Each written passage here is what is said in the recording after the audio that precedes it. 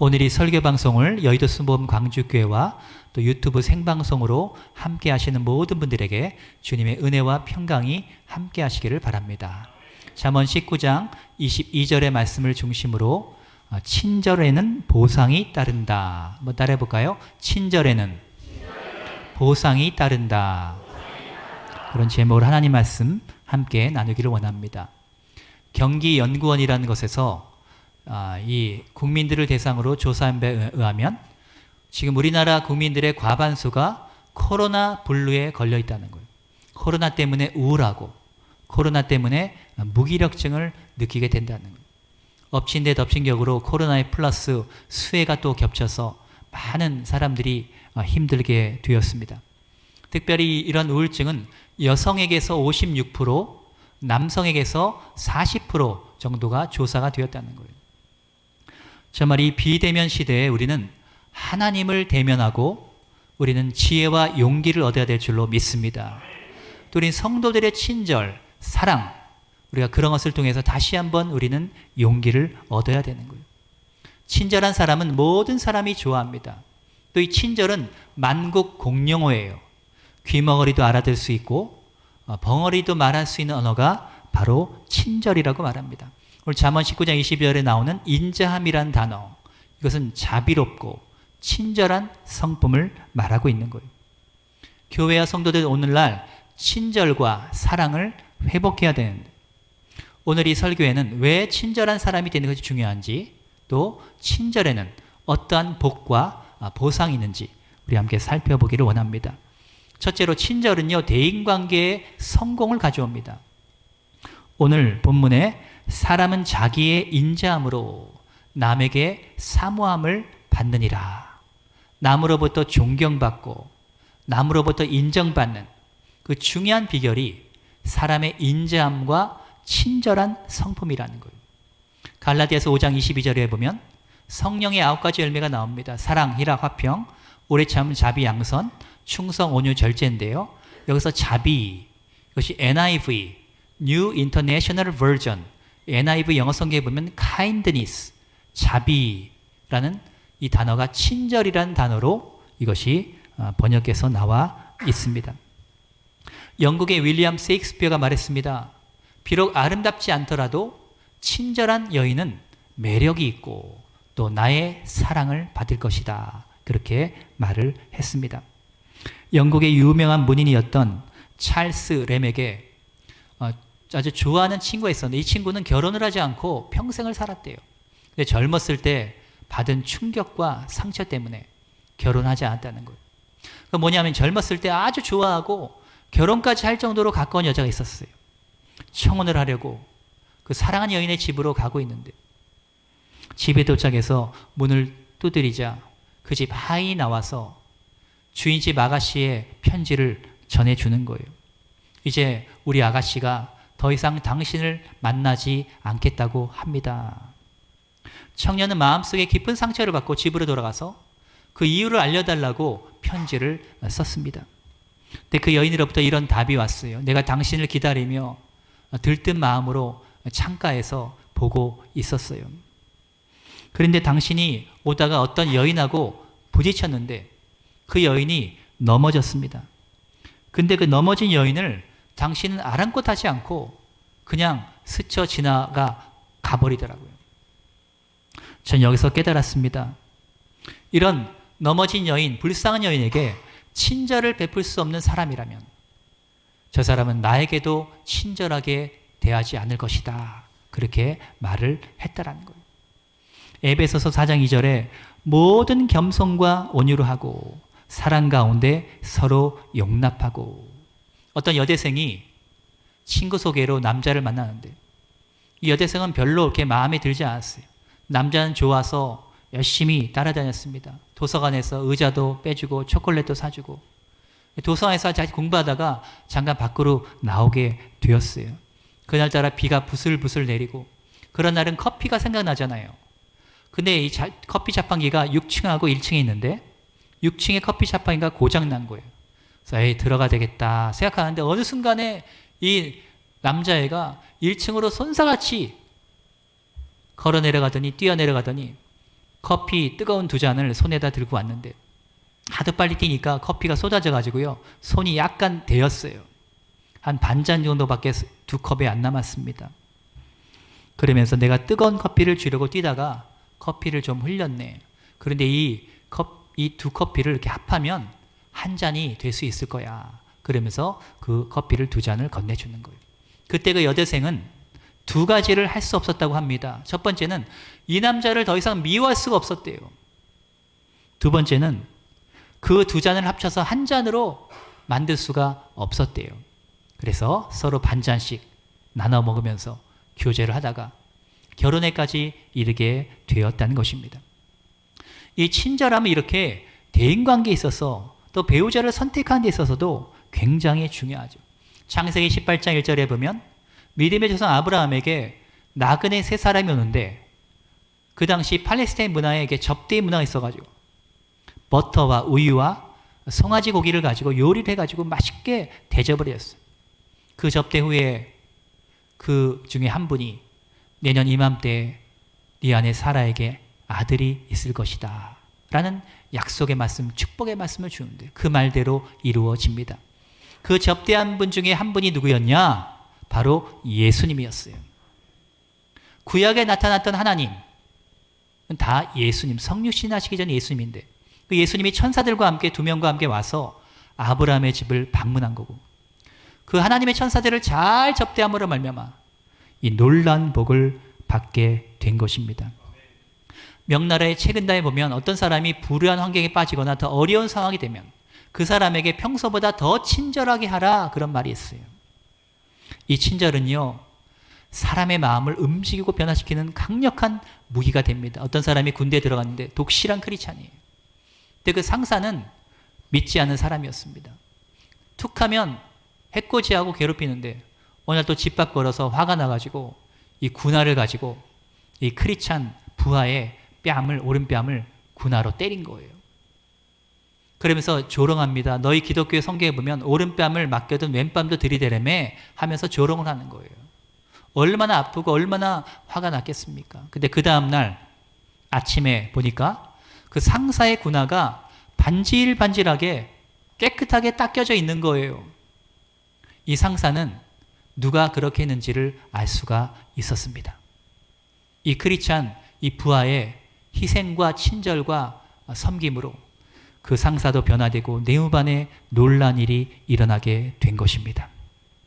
에베소서 4장 30절에 하나님의 성령을 근심하게 하지 마라 하면서 악독과 노함과 분냄과 떠드는 것과 비방하는 것을 모든 악의와 함께 버리고 서로 친절하게 하며 불쌍히 여기며 서로 용서하기를 하나님이 그리스도 안에서 너희를 용서하심과 같이 하라는 거예요. 요새 황혼 이혼을 생각하시는 분들이 많다고 합니다. 근데 정말 나이 들어서까지 잘 살 수 있는 비결은 서로 친절하게 하고 불쌍히 여기는 거예요.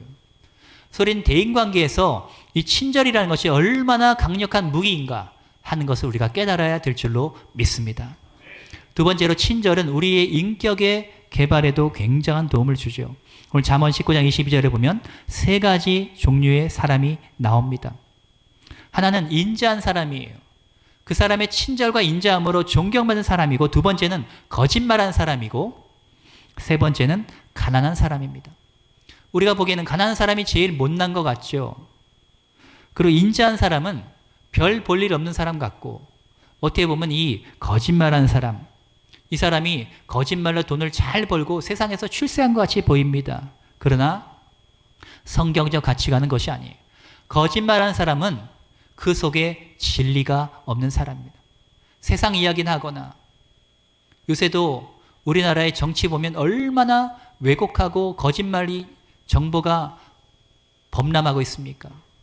그리고 툭하면 자기 자랑하고 말만 꺼냈다면 남욕하고 이런 사람은 진실한 사람이 아니에요. 그래서 성경에서 여기서 가난한 사람이란 것은 그 믿음 때문에 현재 물질로 연단을 받고 있는 그런 사람을 말하는 거예요. 이 사람이 연단의 과정이 끝나면 그 사람의 인격이 보석과 같이 되어서 다른 사람에게 인자함과 친절함으로 대하게 된다는 것입니다. 그래서 우리는 주의 친절한 팔에 안겨야 돼요.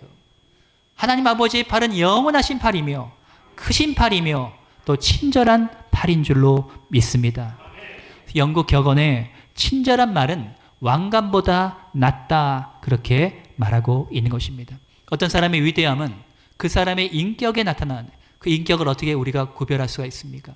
자기보다 가난한 사람, 자기보다 어려운 사람, 자기보다 낮은 사람, 이 사람을 어떻게 대하느냐에 달린 거예요.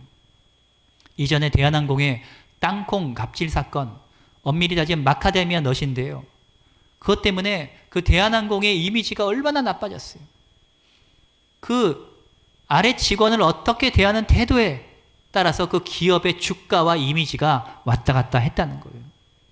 마태복음 7장 12절에 그러므로 무엇이든지 남에게 대접을 받고자 하는 대로 너희도 남을 대접하라. 이것이 율법이요 선지자니라. 그렇게 말합니다. 이 요셉은 감옥에 갇혀있는 상황에서도요, 다른 사람에 대한 배려심을 잃지 않았어요. 창세기 40장 6절에 보면 아침에 들어가 보니 떡 맡은 관원장과 술 맡은 관원장이 그 안색을 보니까 그들의 얼굴에 근심 빛이 있었다. 그렇게 말하고 있습니다. 참 믿음이 좋은 사람은요, 하나님을 쳐다볼 뿐 아니라 다른 사람의 얼굴도 쳐다봐야 돼요. 이 사람이 근심이 있는지 걱정이 있는지 돌봐주고 배려해주고 케어해주는 그런 마음을 가져야 됩니다. 술 맡은 관원장이 자기의 꾼꾼 때문에 근심하지 않습니까? 이 술 세 잔을 바로에게 올려드린 당신이 사흘 안에 복지일 때 것입니다. 또 이 광주리에 떡이 있는데 자기 머리 위에서 새가 쪼았다. 당신이 이제 죽음을 당할 것입니다. 그 예언대로 이루어진 것입니다. 다른 사람의 필요를 살펴야 됩니다. 인간성이 살아나야 됩니다. 전쟁이 무서운 것은 인간성이 사라지는 거예요. 배려심과 친절함이 사라지는 거예요. 그래서 전쟁이 무섭지 않습니까? 나 자신을 파괴하는 것은 어두운 환경이 아닙니다. 나 자신의 메마른 마음이에요. 배려하지 않는 마음, 용서하지 않는 마음, 친절하지 않은 마음 때문에 우리 스스로가 고통을 겪는다는 것입니다. 골로새서 4장 6절에 보면 너희 말을 항상 은혜 가운데 소금으로 고르게 함같이 하라. 그리하면 각 사람에게 마땅히 대답할 것을 알리라. 그런 말씀이 있습니다. 이것을 현대인의 성경이라는 책에 보면 이렇게 번역이 되어 있어요. 말을 친절하고 재치 있게 하라. 그러면 각 사람에게 바르게 대답할 수 있을 것이다. 우리가 사람들과 대화를 잘하려면, 대답을 잘하려면 친절한 말이 강력한 지혜가 되는 거예요. 서양 속담에 죽은 후에 화환을 보내는 것보다 살아 생전에 친절한 말 한마디가 더 낫다라고 이야기합니다. 우리가 과거에 친구들에게, 자녀들에게, 배우자에게 우리가 친절하게 말하지 못했던 것들, 이런 것들을 우리가 또 후회하고 회개해야 될 줄로 믿습니다.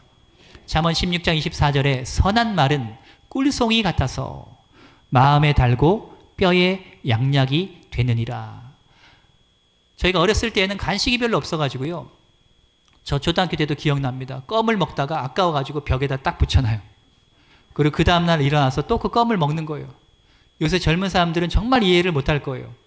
그때는 진짜 간식이 얼마나 귀합니까? 근데 옛날엔 더 귀했어요.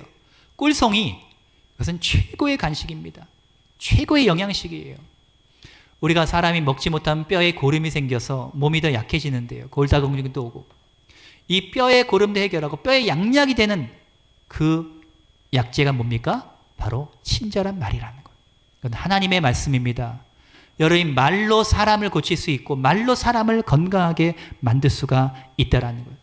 친절로 우리는 대인관계에 성공하고 또 우리의 인격도 우리는 개발해야 될 줄로 믿습니다.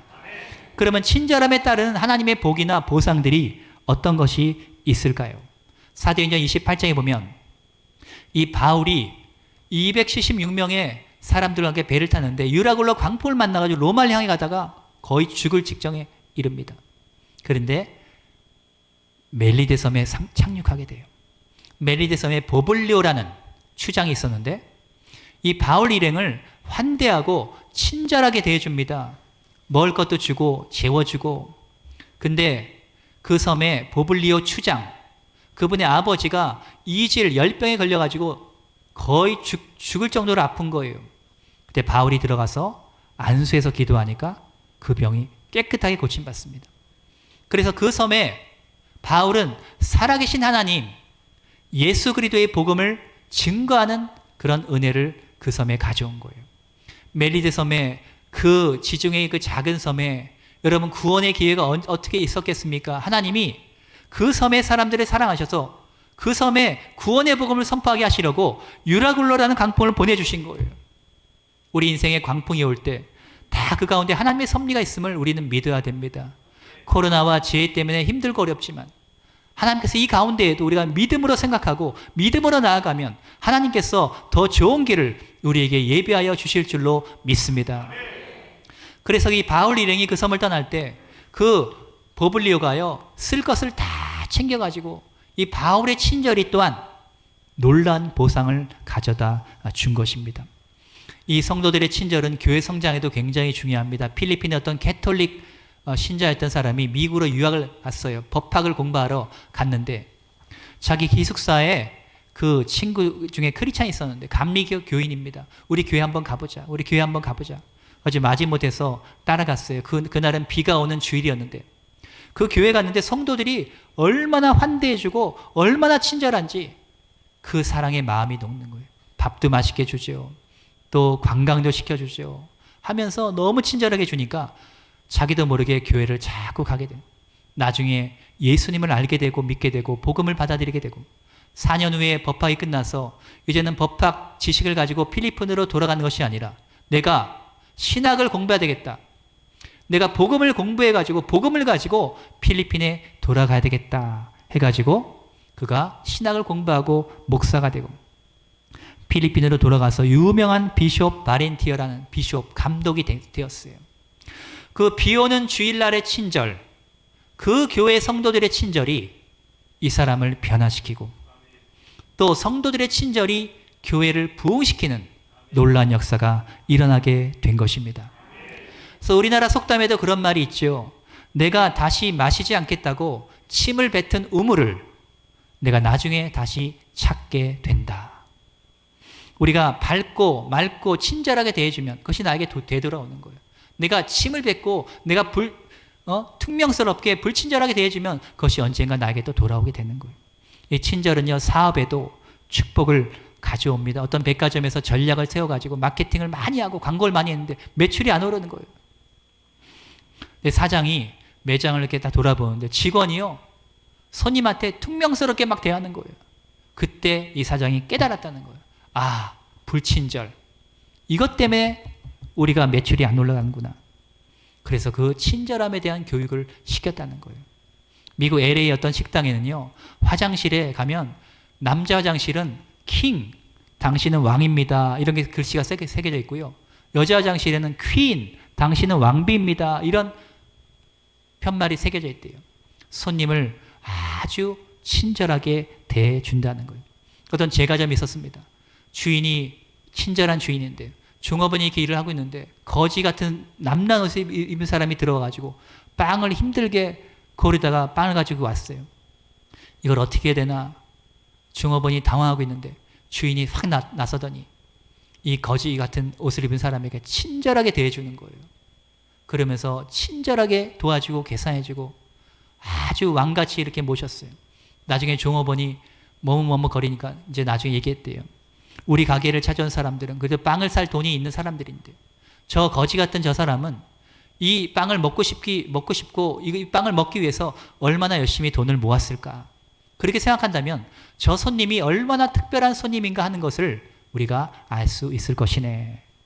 이 주인의 거지 같은 그 손님에 대한 친절함, 이것이 미담이 돼가지고 주위 사람들에게 퍼지게 되고 그 동네에서 이 제과점이 아주 소문이 나가지고 아주 축복을 받는 일이 일어나게 되었다는 것입니다.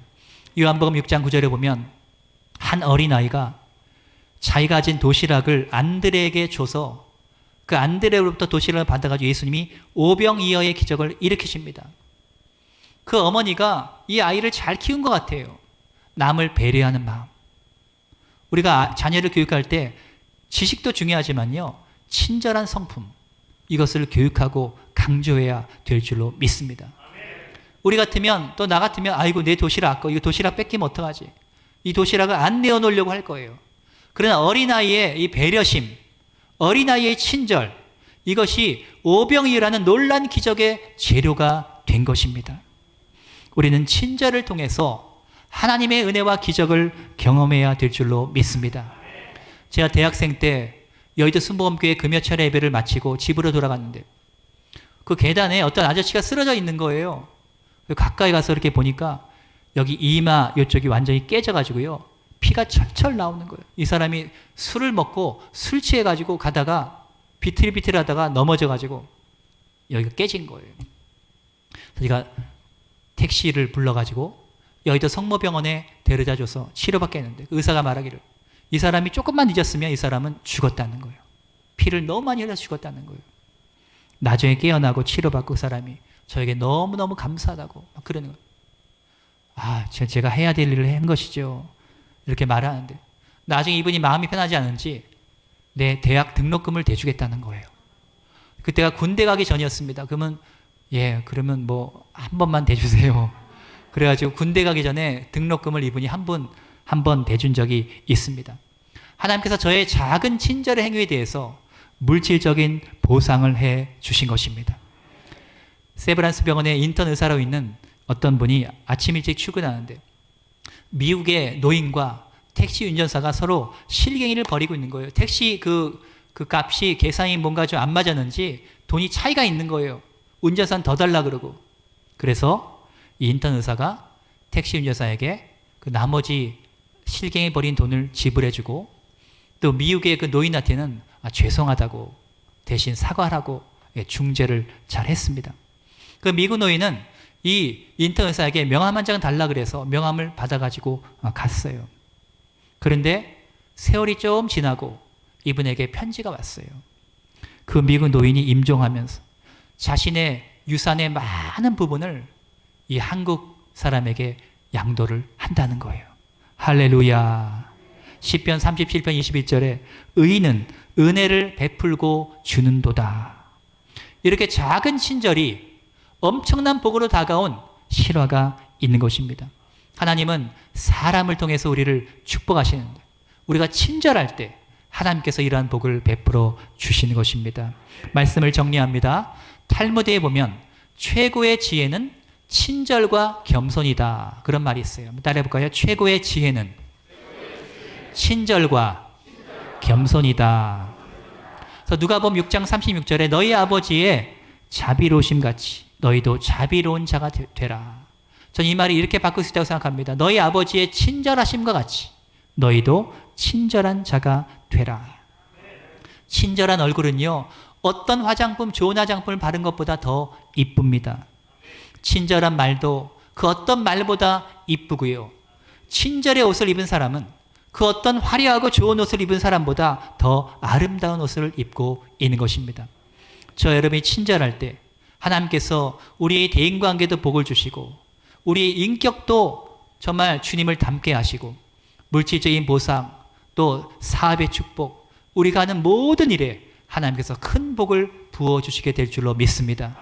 우리 교회가 친절한 교회가 되고 우리 모든 성도들이 친절한 성도가 되어서 하나님의 이러한 큰 복과 보상을 받게 되시기를 주님의 이름으로 축원합니다.